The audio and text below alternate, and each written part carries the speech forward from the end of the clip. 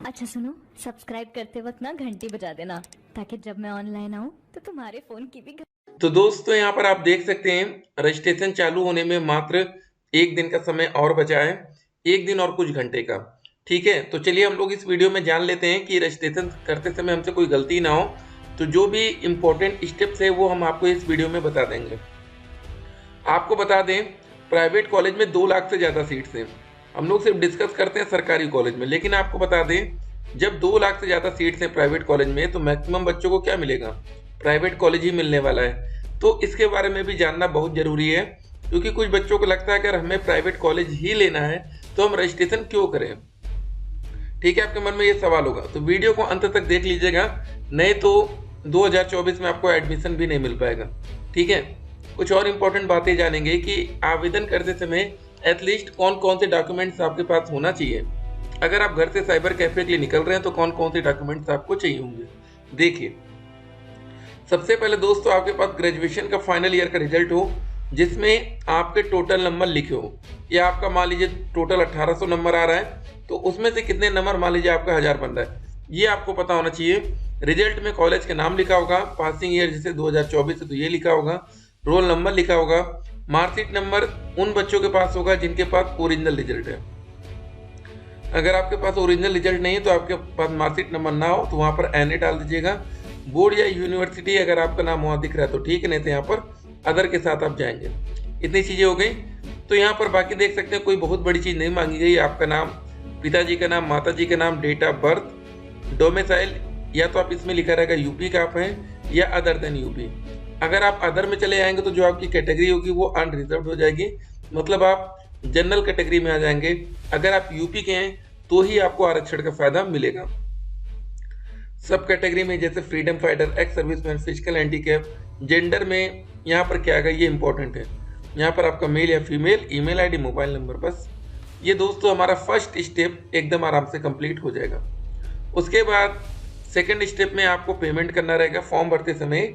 जो बच्चे general category के EWS से आते हैं या OBC से आएंगे उनको फॉर्म भरने के लिए 700 रुपये देना पड़ेगा।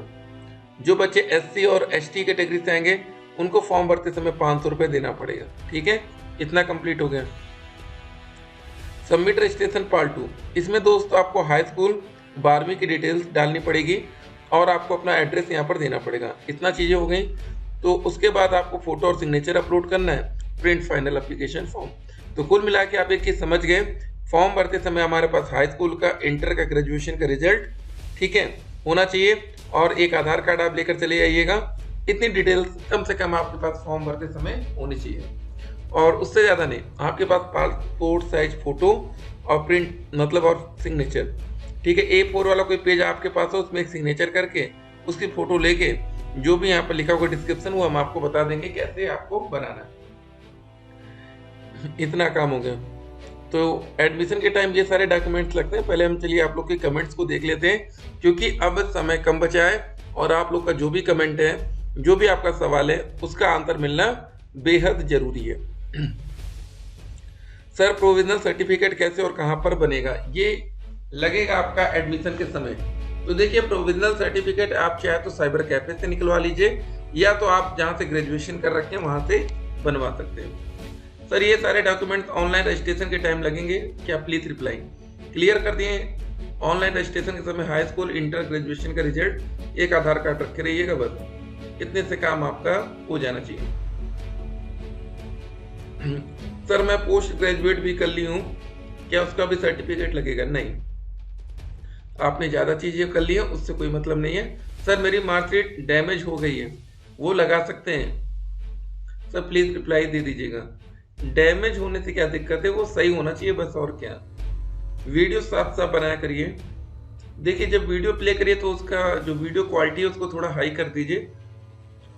सर प्रोविजनल सर्टिफिकेट कैसे बनता है? ठीक है, साइबर कैफे से आप जाएंगे, वहां कहेंगे वो निकलवा देंगे आपका। 176 OBC प्राइवेट कॉलेज मिल जाना चाहिए। सर ग्रेजुएशन में 47% है, क्या मैं BTC में एडमिशन ले सकती हूँ? OBC, जी हाँ, 45% तक आपको आरक्षित वर्ग में एडमिशन मिलता है। सर मेरा 207 नंबर है, क्या गवर्नमेंट कॉलेज मिल जाएगा? SC नहीं, आपको प्राइवेट ही मिल पाएगा। एक बात और ध्यान रखिए, चलिए हम आपको कुछ और बातें बताते हैं, ठीक है। देखिए, अगर आप लोग को कोई भी कॉलेज लेना है, ठीक है, पहले आप मान लीजिए आपका घर यहाँ बीचों बीच में, ठीक है, तो आप ये सोचिए कि आपके घर से जो पहला प्राइवेट कॉलेज हो, मान लीजिए एक कॉलेज आपका 1 किलोमीटर पर मिल रहा है, दूसरा कॉलेज आपका 10 किलोमीटर पर मिल रहा है, तीसरा कॉलेज आपका 30 किलोमीटर पर मिल रहा है। तो आप सोचिए कि आपको कौन से कॉलेज लेना है। क्या आप वहाँ रोज क्लासेस करने जाएंगे? नहीं जाएंगे, क्योंकि अगर आप 10 किलोमीटर या 30 किलोमीटर पर डे जाएंगे तो मान के चलिए 100 रुपये का खर्चा रोज आने जाने का लगेगा, ठीक है ना। उस हिसाब से आपको सोचकर एडमिशन लेना है कि कैसा कॉलेज हमें सही पड़ेगा, ये आप सोचेंगे, ऐसे नहीं एडमिशन ले लेंगे, ठीक है। देखिए अगर आप प्राइवेट कॉलेज में जा रहे हैं, देखिए अभी आपने मान लीजिए एक भी कॉलेज नहीं पसंद किया कि हमें कहाँ एडमिशन लेना है। बहुत से ऐसे बच्चे होंगे जिनको अभी जीरो आइडिया होगा, ठीक है, कि हमें कौन सा कॉलेज लेना है। तो एक काम करेंगे, आपके घर के पास में जो भी डीएलएड का प्राइवेट कॉलेज होगा या बीटीसी का, वहां जाकर एक बार संपर्क कर लीजिए, वहां कुछ सवाल पूछिएगा। पहला सवाल ये होगा नॉट अटेंडिंग का, कि सर अगर हम क्लास अटेंड नहीं करते तो क्या यहाँ पर कोई एक्स्ट्रा पैसा चार्ज होगा। दूसरा सवाल होगा, ठीक है, फीस का, कि सर हमें से 2 साल में टोटल कितना पैसा लगेगा। तीसरा सवाल होगा प्रैक्टिकल में नंबर का।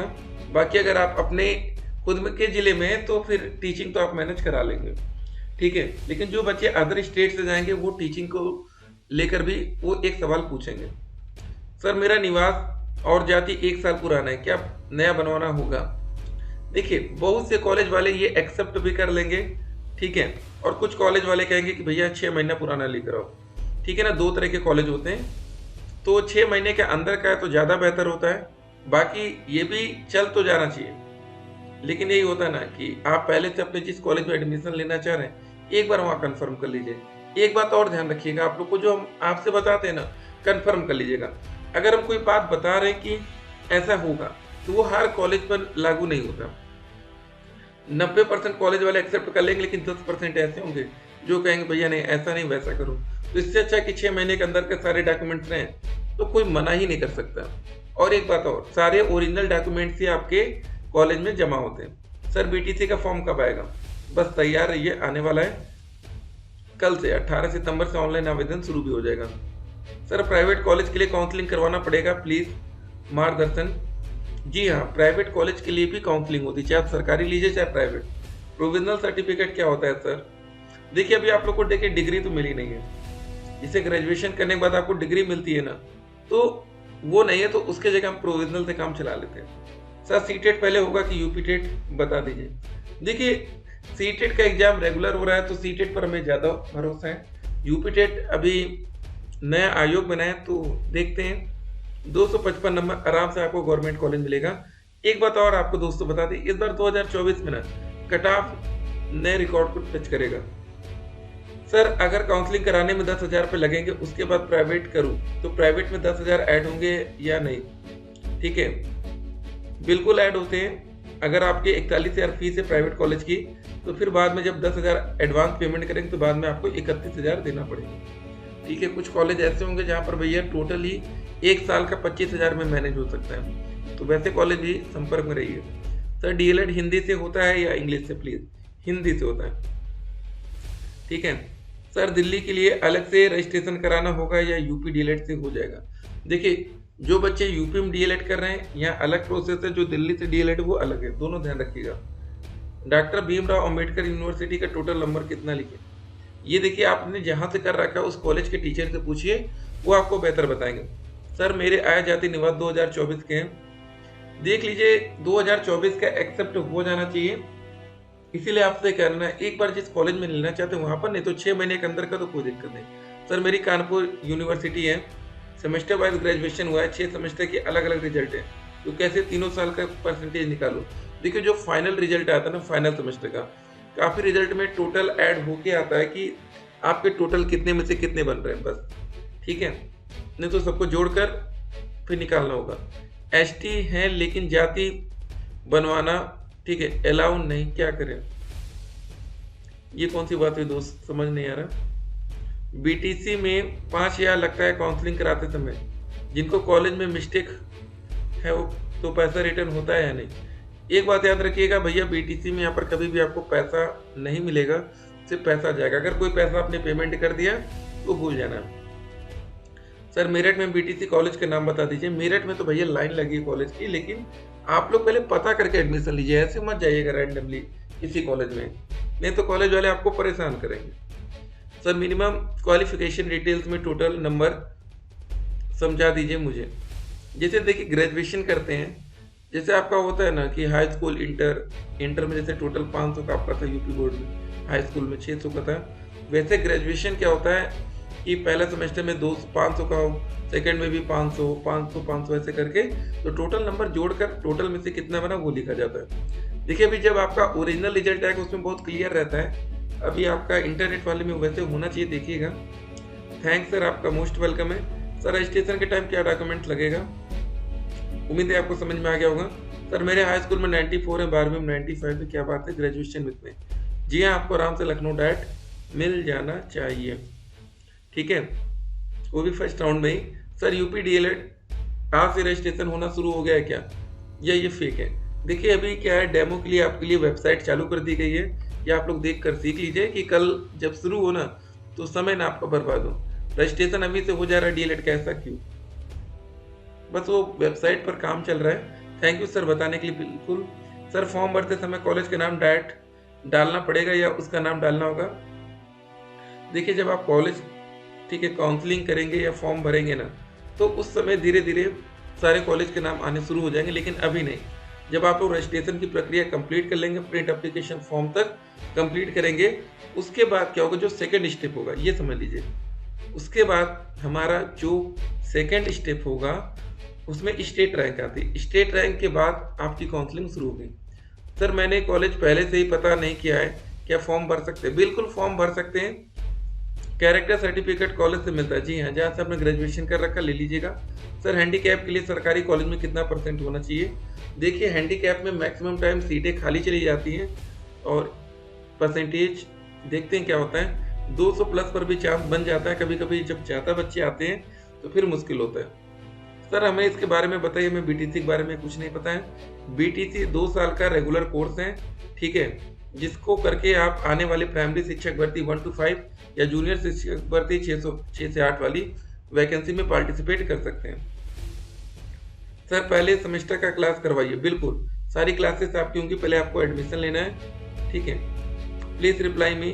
ग्रेजुएशन में नाम के साथ सर नेम लिखा है और हाई स्कूल इसमें छूट गए, एडमिशन में कोई दिक्कत तो नहीं होगी? सर प्लीज देखिए दिक्कत क्या होगी, यहाँ पर आप एफिडेविट दे के एडमिशन तो ले लेंगे, लेकिन आने वाले टाइम में इसको आपको सही कराना चाहिए। सर कैसे पता करें कहाँ हॉस्टल है?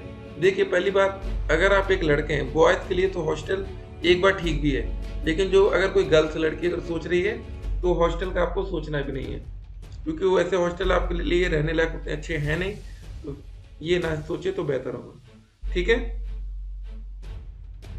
तो इतना उम्मीद है आपको समझ में आ रहा होगा। अगला सवाल देखिए, बोले मेरा ग्रेजुएशन में 49% है तो मेरा होगा यूपी से, मैं बिहार से हूँ। अब देखिए जो बच्चे अदर स्टेट के हैं वो यूपी में क्लियर हो गया कि वो अनरिजर्व कैटेगरी में आएंगे, जनरल कैटेगरी में। तो जनरल में 50% मांगा जा रहा है, तो एक बार आप कल चेक करिएगा, देखिए आपका फॉर्म आगे बढ़ता है कि नहीं। सर प्लीज प्लीज प्लीज ये बता दीजिए कि मैं रजिस्ट्रेशन शुरू हो गया, क्या मैं आज ऑनलाइन फॉर्म फिल कर सकती हूँ क्या?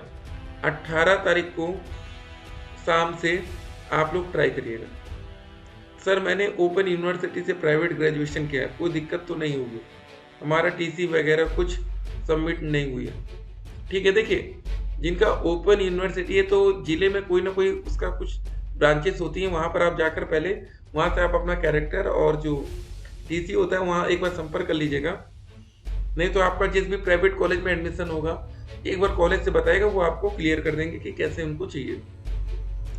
सर आय प्रमाण पत्र 2025 तक का है, वह वैलिड रहेगा, ठीक है, उसकी मान्यता 3 साल की है, ठीक है, वो सारी बातें सही हैं। लेकिन जब आप लोग एडमिशन कहीं लिया करिए ना, या कुछ भी हो, तो हमेशा न्यू बनवा लिया करिए, ऐसे बनवा कर रखने का कोई मतलब नहीं होता है। राधे राधे गुरुजी, थैंक यू सो मच, आपकी वीडियो से बहुत हेल्प मिलती है।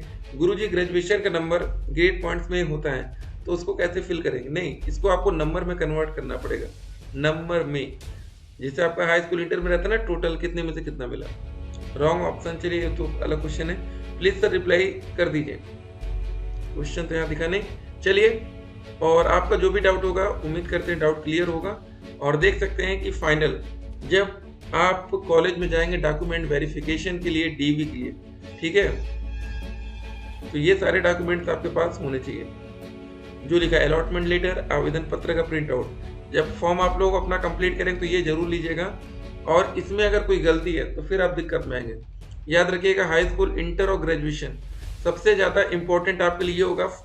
जो नंबर की आप फिलिंग करेंगे, जैसे हाई स्कूल में आपके बन रहे हैं 600 में से 400 नंबर, तो 400 ही डालना है। और आपने गलती से 600 में से 401 नंबर डाल दिया तो ऑनलाइन काउंसलिंग आपके लिए ख़त्म हो जाएगी, ठीक है। ये बहुत बड़ी मिस्टेक होगी क्योंकि यहाँ पर मेरिट के बेस पर आपका एडमिशन होगा, तो ये गलती से भी नहीं करना है। नंबर डालने में एक नंबर भी ज़्यादा आप नहीं डाल सकते, नहीं तो ज़्यादा दिक्कत में आएंगे। डायरेक्ट एडमिशन के लिए भी पहले आपको रजिस्ट्रेशन कराना पड़ेगा। बिना रजिस्ट्रेशन के लिए ये आपको डायरेक्ट एडमिशन भी नहीं होगा। एडमिशन के लिए सबसे पहले आपको ऑनलाइन फॉर्म फिल करना है, ये जरूर कर लीजिएगा। बहुत बच्चे नहीं करते, बाद में पछताते हैं, ठीक है। तो अगर आप लोग हमारे साथ जुड़े तो ये गलती आपको नहीं करनी है। सब कुछ हो चुका है। अदर स्टेट के बच्चों को यूआर कैटेगरी में रखा जाएगा, अनरिजर्व। आवेदन में किसी भी प्रकार का कोई सुधार नहीं है, तो फॉर्म भरते समय गलती ना हो। एज लिमिट मिनिमम 18 साल, मैक्सिमम 35 साल। फीस बता रखे हैं। एलिजिबिलिटी क्राइटेरिया 50 और 45% का है ग्रेजुएशन में। अब बता दें कट ऑफ क्या जा सकती है। जनरल में 230 प्लस, ईडब्ल्यूएस ओबीसी में 225 प्लस, एससी में 220 प्लस, बाकी कैटेगरी में 200 प्लस। और जिस हिसाब से बच्चे हमें कमेंट कर रहे हैं अपने नंबर में, तो ये तो लग रहा और ही कम है। जनरल में 240 प्लस सेफ जोन है, 235 प्लस यहाँ सेफ जोन रहेगा, 230 प्लस यहाँ 210 प्लस, ठीक है। चलिए फिर मिलेंगे, स्टे कनेक्टेड।